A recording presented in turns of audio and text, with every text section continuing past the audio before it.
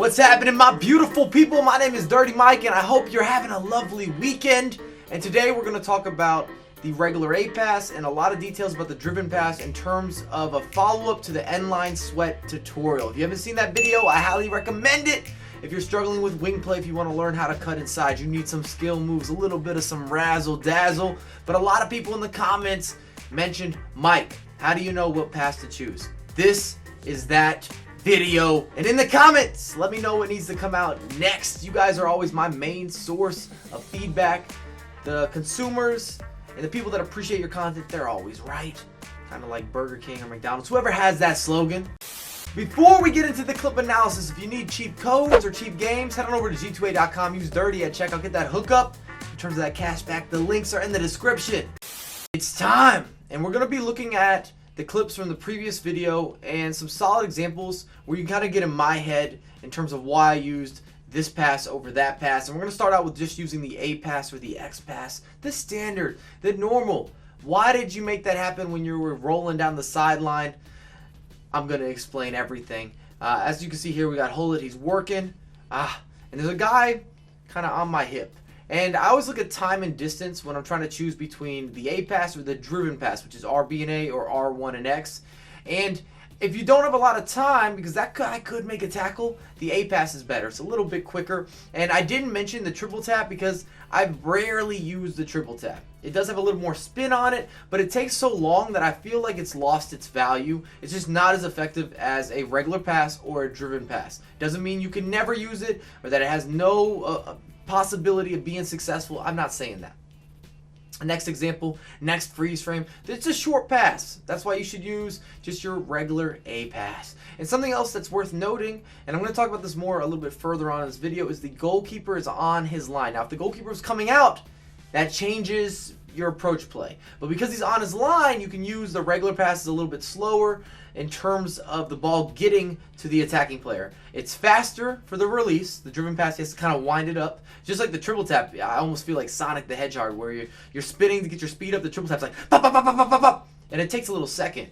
And this last little freeze frame there that you saw in the corner kick, use the A pass over the driven pass because you're so close together. If you know you're going to have to make another touch, if you know you're going to have to take somebody on, you always take a chance or a higher risk in terms of using the driven pass with your first touch.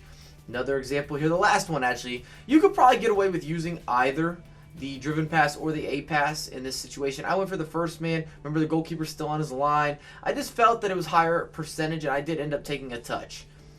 But I think you could get away with either. So that's up to you. The choice is yours. And now we're talking about the easy drive, where we're looking at that driven pass. I'll reiterate, RB and A if you're on the Xbox, R1 and X if you're on the PlayStation. Those are the standard controls. You should be using this just in your regular gameplay, so you should be somewhat familiar. If not, you better add it in. And as we're working the sideline, classic body feint cutback. And if you want to squeeze a pass into someone, you need to have that additional pace. And that's why we often use the driven pass to hit the wall pass to your striker, your target man, where he's holding up the play. But if you're going to squeeze it into the box and be ready to hit it first time, then you got to use the driven pass. Whether it's close or it's spread out in terms of the time or the distance, you just need it to go a little bit quicker. Otherwise, you won't be able to get it in there. It's going to be intercepted. Another example here, and this is what I was talking about before. Look, the goalkeeper's off his line. And you don't want to use an A pass if the goalkeeper's off his line because he gets down and he hits it. And you ruined your chance, or pick it up or catch it. However, driven pass, it's going too quick. He can't get down to it in time. And you'll be able to register these scenarios as you practice more and now that you know what you're looking for. A lot of times we make the same mistakes because we don't know that we're making the same mistakes in FIFA. And this is another example of the squeeze. But something I want to note is that the player kind of drops back. It happens often from corners, often if you run the line. And in many of those circumstances, the driven pass just seems to be the better choice because they're kind of flat-footed. All you got to do is tap it home. Don't take a touch. You got to hit it first time. Here's another good example. Look at the distance. I've got Rude Hullet. He's open. He's kind of tracking back. But we're in to make that work. It's going to be no problem. But if you use an A ball there, it's not getting there. There's no chance in hell that that's going to reach the oncoming attacking player if you use the regular A pass. So it's just about understanding short distance, long distance, and how much time do I really have. That's kind of how you gauge both the regular A pass and then also using the driven pass. And like I said, I wouldn't worry too much about the triple tap. It's not that it has no value, but it's not as good as the other two. But if you enjoyed the content, remember to drop a thumbs up, subscribe if you're brand new. I'm happy to have you. And I have another video hopefully up on Monday. Until next time, peace.